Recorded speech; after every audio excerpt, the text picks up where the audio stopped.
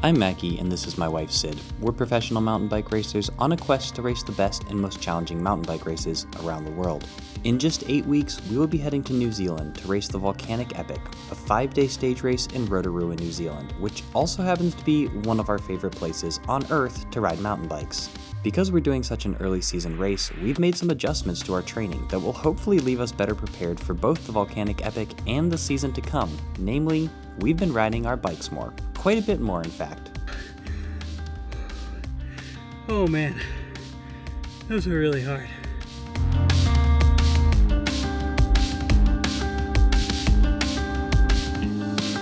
The tricky thing with increasing training volume is you need to make sure you're actually recovering enough to benefit from that training. Quality training and recovery has always been our focus, and we generally believe that you're better off underdoing it slightly than overdoing it and risking injury, illness, and burnout. Overall, consistency always beats 1 or 2 giant training weeks and then an illness. But what if you consistently rode just a little bit more?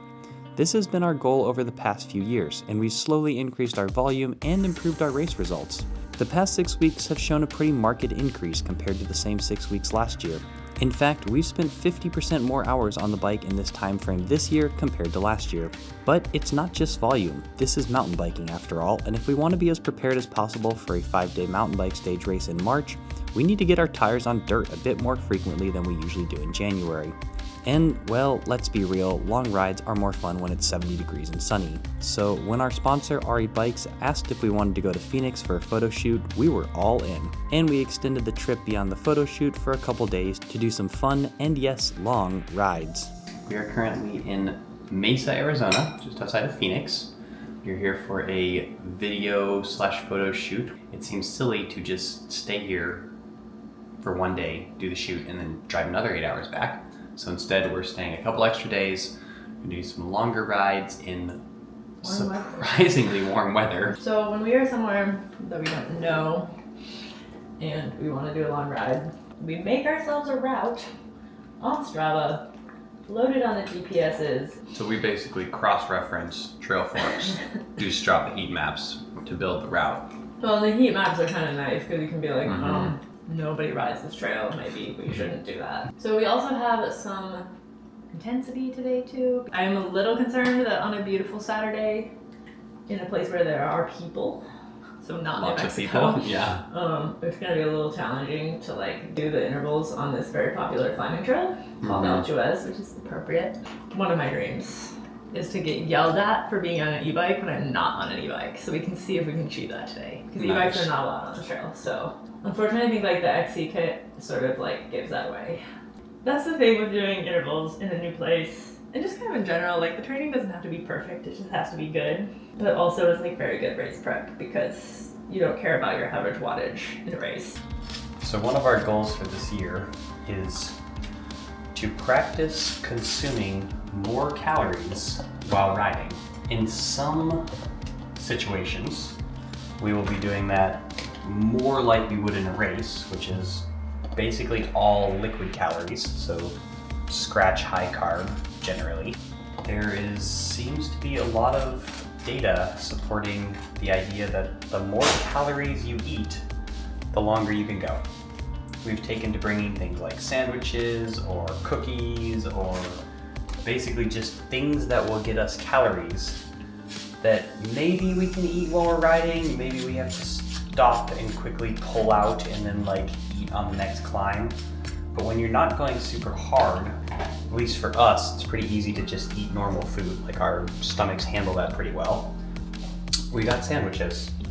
We're bringing these signature select cookies that we found at Safeway. That should be about right.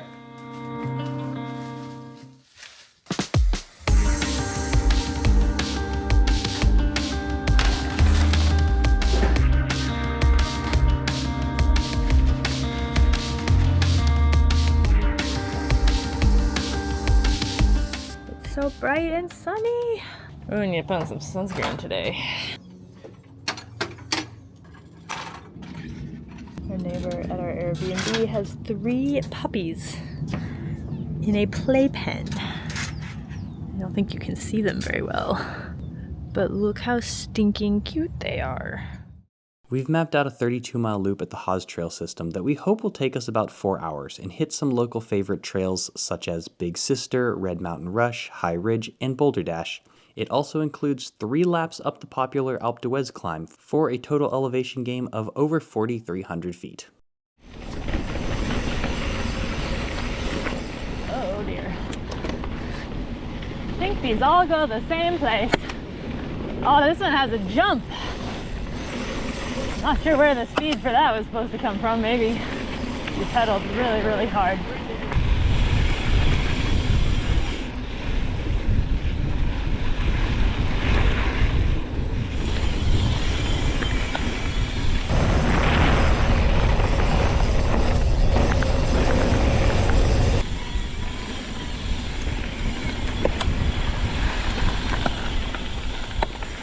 We just stopped at the bottom of this climb because there are a couple guys coming down.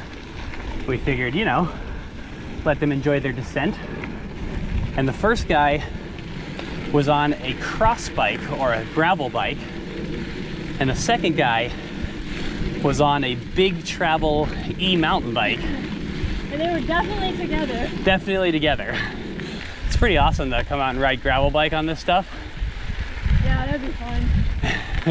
That would be fun.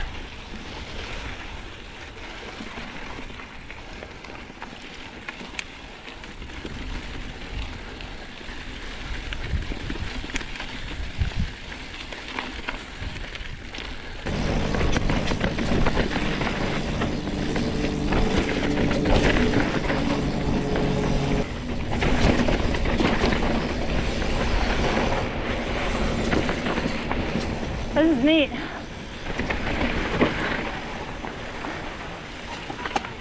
That was an awesome descent. I think we saw more hikers in one 5-minute descent than we typically see all year in Los Alamos. Okay, we have a 2.5-mile climb that gains about 500 feet, which is a little bit less than what we're used to, but will hopefully make a good interval climb.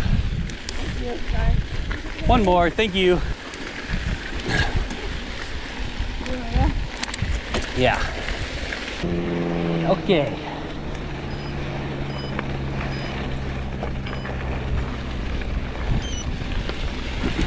So my range is basically 300 to 330 for 10 minutes. Let's see if this trail will let us do that. Woo! Man, Sid was talking a big game this morning. It doesn't matter if I'm not in the range. And then she's back there going, go faster, we're not in the range. Do love sea level. Like 270 watts, yakety yak. Come on, Mackie, go faster.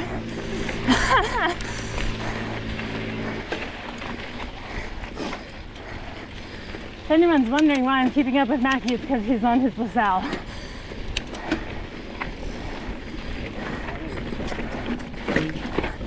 Right there, thank you.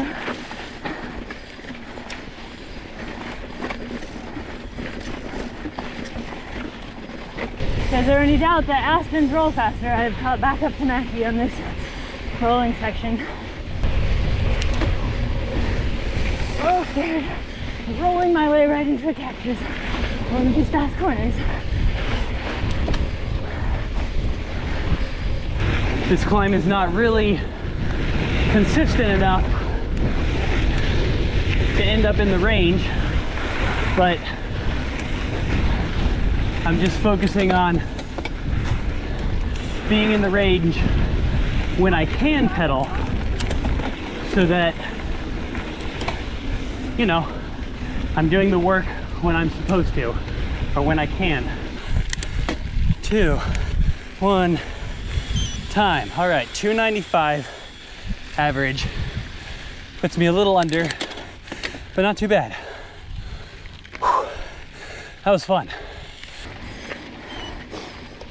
All right, one down. Was in the zone, the bottom end, but that's to be expected with that much descent.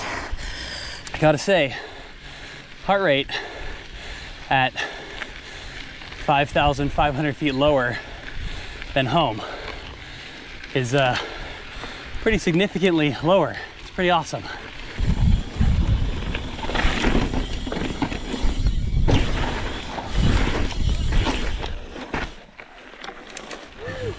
First person I've ever seen do that. Oh yeah? Yeah, well done. Nice, thanks.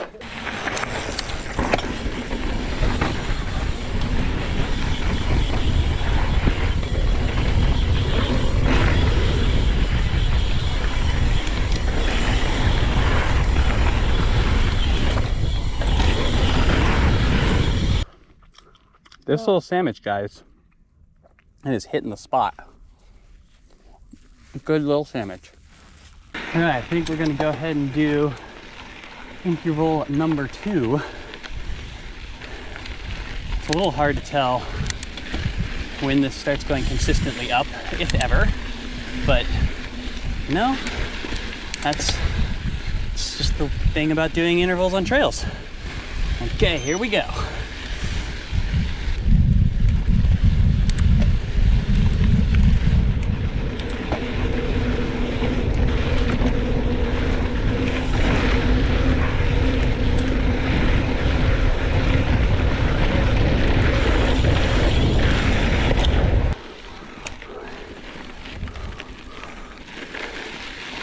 All right, and time, 3:07, better. That one was a little bit more consistent. Now we'll go meet back up with Sid. Double, double, double.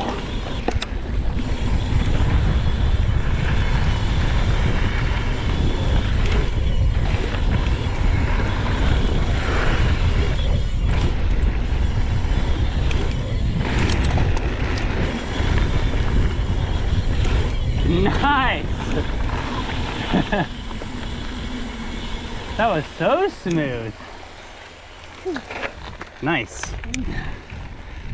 Okay, Sue's going to do her second 10-minuter, and she figured she might as well do it up the Alpe d'Huez climb because the QOM is 11 minutes. Might as well go for the QOM at the same time as doing your intervals. Right. Immense interval on Alpe d'Huez.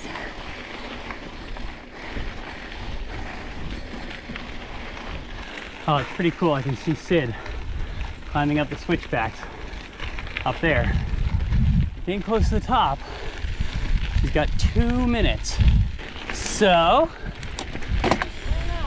you don't know? It was 11 minutes to the top. Say it was 10:45, but then I think it might actually be the Q, which I didn't get it to the top. Ah, could be.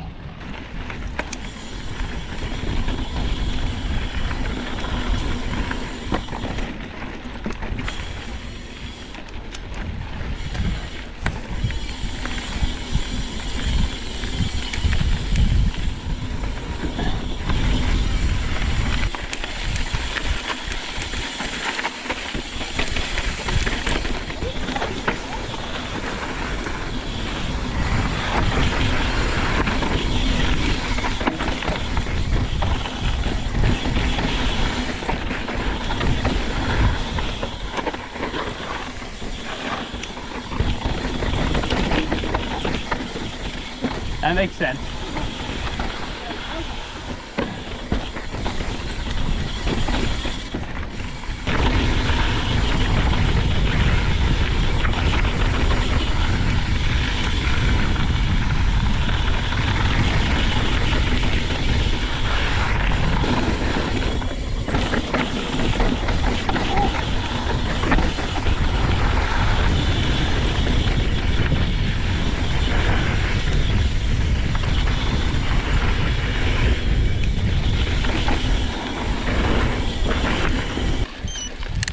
Okay, interval number 3. Another interval. It does make it more interesting to do intervals. At least having a little structure on a big 4-hour ride. Also gets you through these flat, kind of boring sections a little faster. Okay, come on, Mackie. I know your legs are a little tired now. That's the point.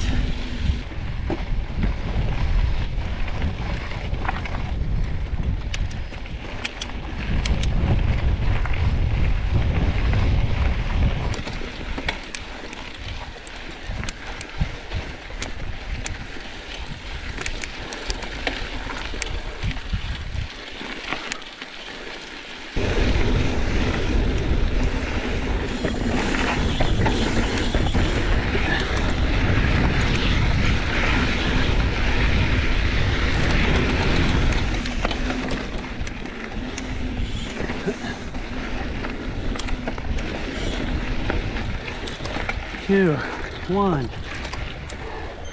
All right, that one average was a little lower, 292, just because the trail a little harder to stay consistent in the power range on, but that is okay. One left.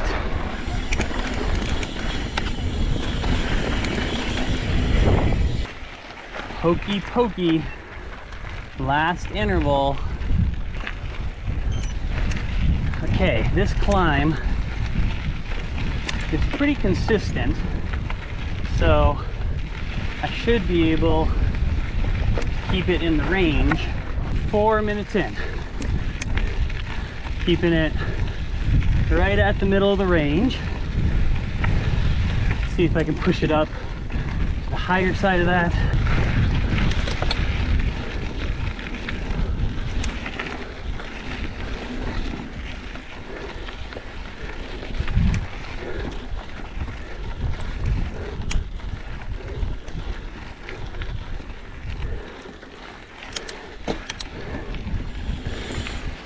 All right, 326 average.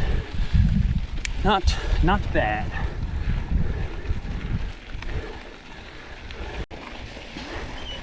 Whew. That was a good little climb. Did pass one guy on e-bikes, that's fun. All right, we are now on a trail called High Noon. I can see why it's called that. I just feel like it's just like direct sunlight. And I don't quite know. There we go. Views are pretty stunning up here.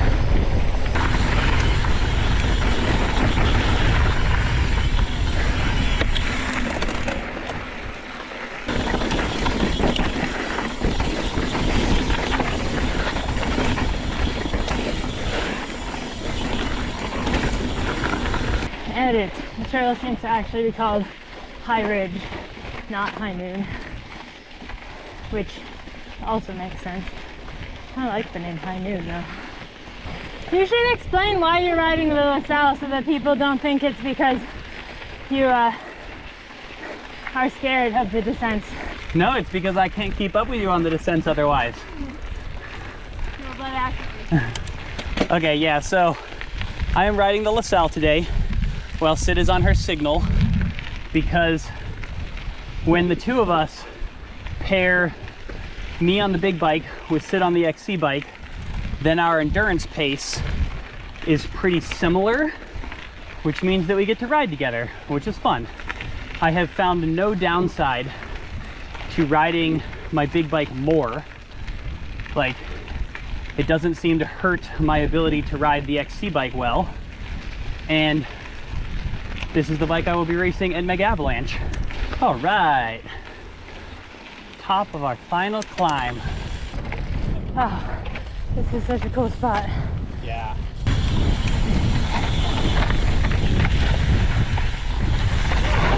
Woo!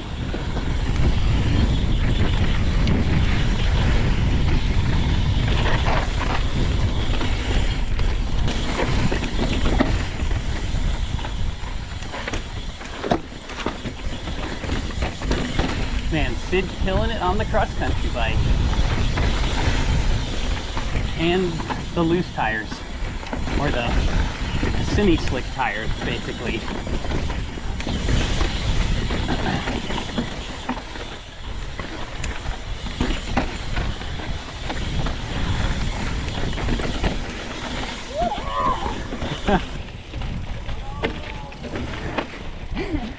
This is kind of cool, but I don't know.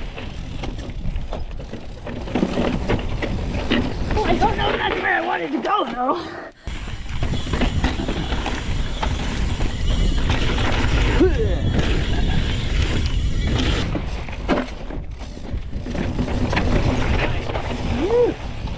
This is one of those trails that's kind of hard to ride the first time because you're like, does it roll? Does it not roll? Rolls.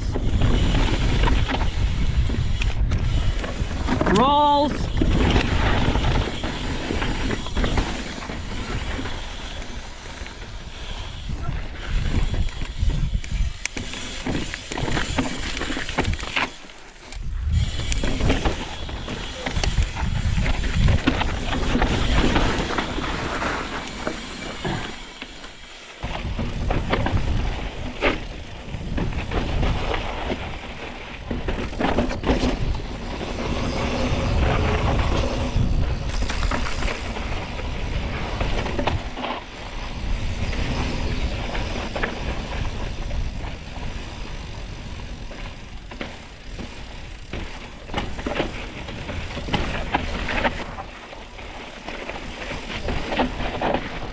Does it roll? And if it does it roll here?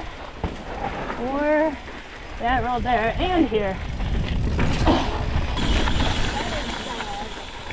Oh, wow, that's something. Yeah, I think that's a gap if you carry enough speed.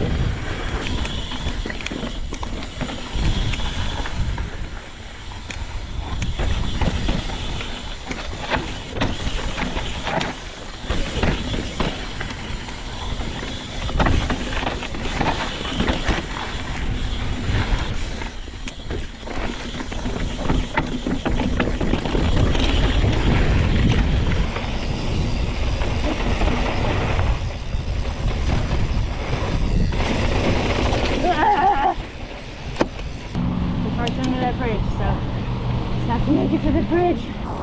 Little car. So happy to see you. We made it.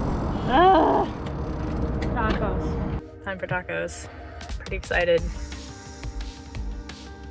Make sure you subscribe so you don't miss next week's video, where we start off the race season with 50 miles of rocky, chunky trail at the El Paso Puzzler. See you then, and in the meantime, don't forget to be more awesome.